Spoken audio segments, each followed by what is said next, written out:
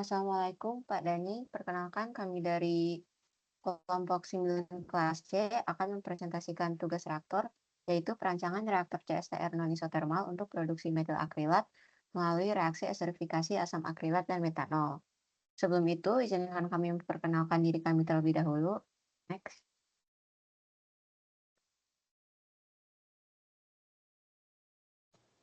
Baik, sebelumnya izin memperkenalkan diri, saya Fardan Akbar Maulana dengan NIM akhir 081.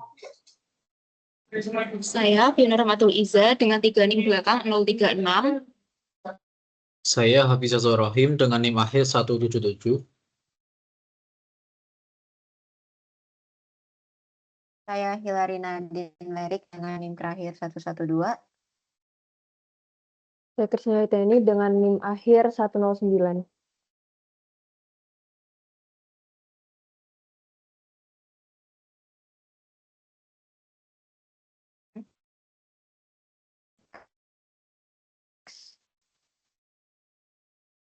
Pada bagian pendahuluan ini, Indonesia masih bergantung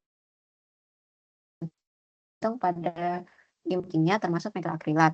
Karena metil akrilat ini dibutuhkan di industri kertas, cat, dan tekstil. Jadi diproduksi dari asam akrilat dengan reaksi tanpa adalah berbasis akibat kesetimbangan reaksi. Sehingga solusinya adalah perancang CSTR berjaket pendingin untuk konversi tinggi dan efisiensi proses.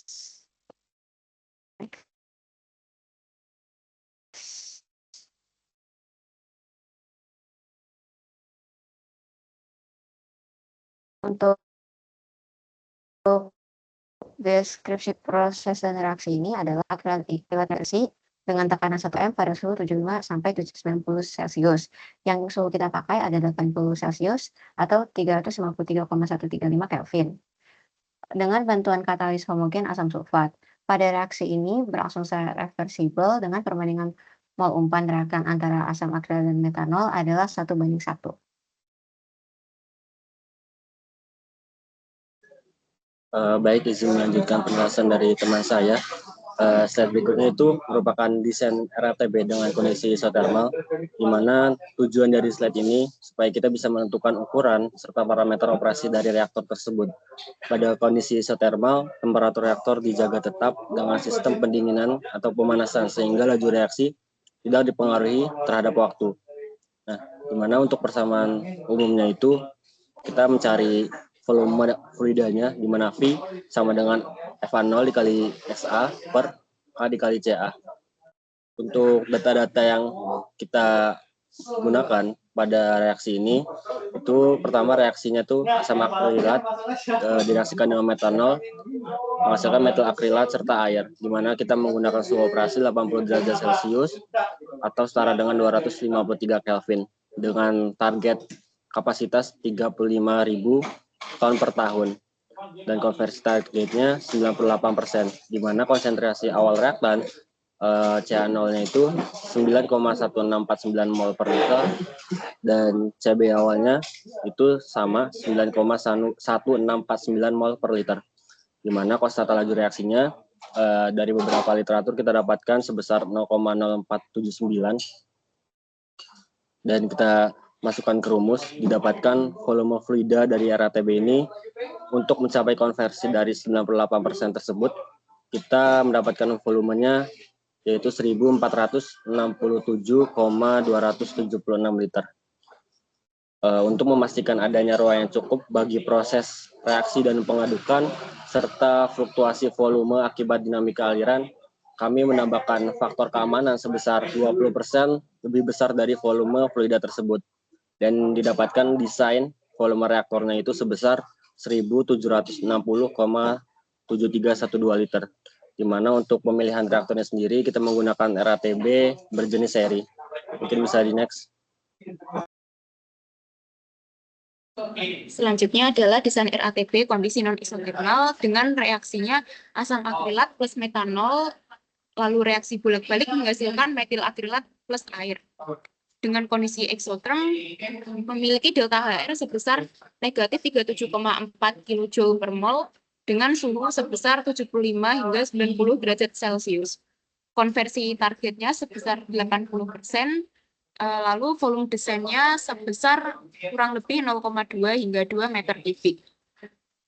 Rumus desain CSTR dengan kondisi non-isotermal itu adalah V sama dengan FA0X per K CA0 dikali 1 min X.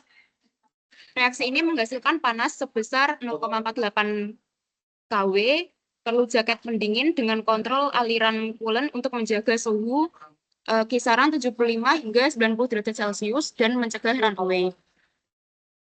Sehingga reaktor CSTR non-isotermal dengan jaket pendingin volume desain kurang lebih 1 meter kubik, orde 0,2 hingga 2 meter kubik, tergantung kinetika aktual, mampu memenuhi kebutuhan produksi 35.000 ton per tahun dengan konversi 80% per phase.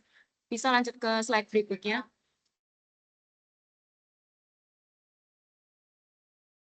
Selanjutnya itu data properti. Dimulai dari besar dari perubahan energi Gibbs pada reaksi esterifikasi antar asam akrilat dan metanol itu sebesar minus 37.350 Joule per kilomol. Tanda minus di sini mengartikan bahwa reaksinya itu bersifat spontan atau dia bisa langsung bereaksi tanpa memerlukan energi dari luar. Lalu selanjutnya untuk nilai dari perubahan entalpi reaksi esterifikasi asam akrilat dengan metanol itu sebesar minus 17.964 Joule per kilomol, di mana minus ini menunjukkan bahwa reaksi esterifikasi ini bersifat eksotermis atau menghasilkan panas. Bisa di next. Lalu selanjutnya menghitung kapasitas panas, di mana kapasitas panas pada reaksi esterifikasi ini menghasilkan kapasitas panas sebesar minus 148,69 Joule per mol Kelvin. Dan setelah kita memperoleh data properti yang sebelum-sebelumnya, kita bisa mencari nilai dari konstanta laju reaksi. Di mana untuk konstanta laju reaksi pada suhu referensi, yaitu sebesar 298 Kelvin, itu kita peroleh konstanta kecepatan reaksi sebesar 3,524 dikali 10 pangkat 6. Lalu untuk besar dari konstanta kecepatan laju reaksi dari suhu operasi, yaitu sebesar 353 Kelvin, diperoleh besar dari konstanta kecepatan laju reaksi sebesar 3,139 dikali 10 pangkat 6. Bisa di next. Lalu untuk neraca energi, itu berikut adalah data-data penunjang yang bisa kita gunakan selanjutnya untuk perhitungan di Skylab maupun di DWSIM. Lalu untuk menghitung suhu dan volume reaktor, kita bisa menggunakan rumus delta HRXT yang ada di slide berikut ini. Ini bisa di next.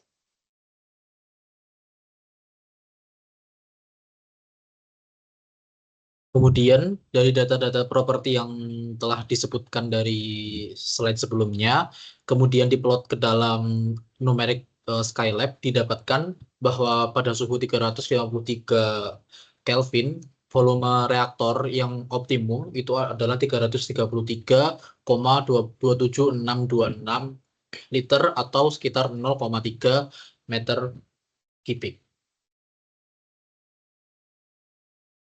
Terus kemudian untuk menghitung konversi yang dihasilkan dari reaktor CSTR untuk menghasilkan metil akrilat dengan data properti yang telah didapatkan dari slide sebelumnya juga, didapatkan bahwa konversi dari menggunakan reaktor berjenis CSTR itu adalah 72,5878%.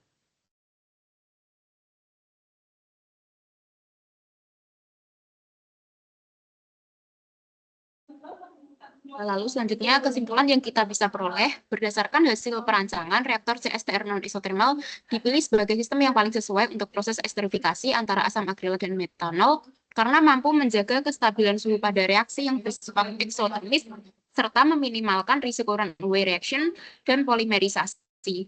Dari hasil perhitungan kinetika dan termodinamika diperoleh bahwa volume reaktor yang optimal berada pada kisaran 0,2 hingga 2 meter kubik dengan kemampuan mencapai konversi hingga 80–98% untuk kapasitas produksi sebesar 35.000 ton metil akrilat per tahun. Selain itu, hasil simulasi menggunakan Skylab dan DWSIM menunjukkan bahwa pengendalian panas dan optimasi rasio umpan sangat berpengaruh terhadap efisiensi reaksi dan kestabilan operasi reaktor. sehingga rancangan ini dapat dijadikan dasar yang potensial dalam pembangunan pabrik metil akrilat di Indonesia.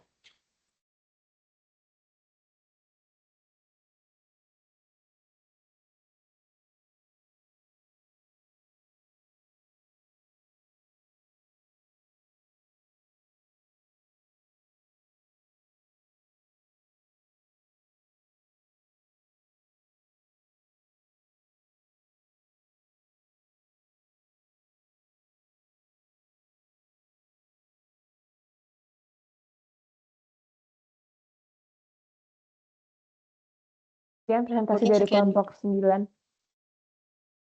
Saya ucapkan terima kasih.